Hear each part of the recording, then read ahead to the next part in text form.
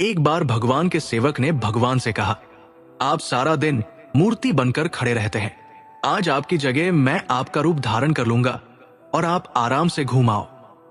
भगवान ने भी सेवक की बात मान ली, लेकिन भगवान ने शर्त रखी, जो भी प्रार्थना करने आए उन्हें केवल सुनना और कुछ नहीं कहना।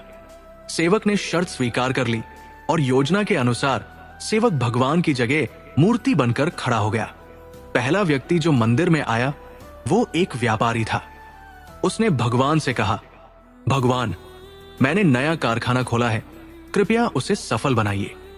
व्यापारी माथा टेकता है और तभी उसका बटुआ गिर जाता है। वो बटुआ गिराकर बिना देखे चला जाता है।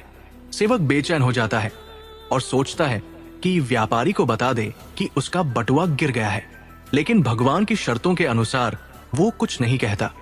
कुछ समय बाद एक गरीब आदमी आता है और भगवान से कहता है, भगवान, घर में खाने के लिए कुछ नहीं है, कृपया हमारी मदद करें।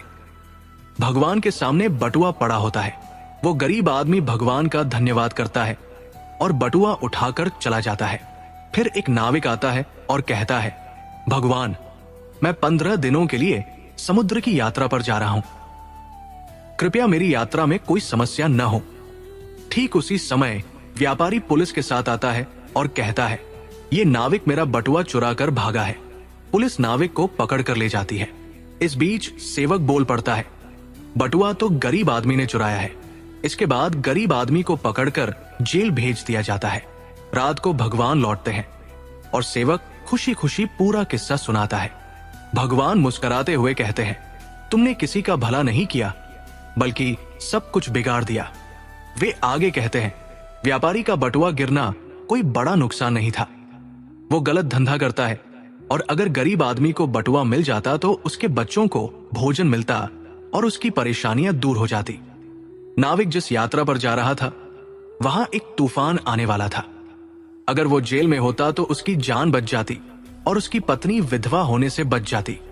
इसलिए याद रखो, कभी कभी जीवन में हमें समस्याएं आती हैं और हम सोचते हैं कि ये हमारे साथ ही क्यों हुआ, लेकिन इसके पीछे मेरी योजना होती है। मेरी योजना हमेशा तुम्हारे भले के लिए होती है, बस कभी कभी उसे समझने में समय लगता है। सच में इस कहानी से हमने यही सीखा, जो भी होता है अच्छे के लिए होता है। आप अपने विचार कमेंट में जरूर बताएं। जय श्री राधे।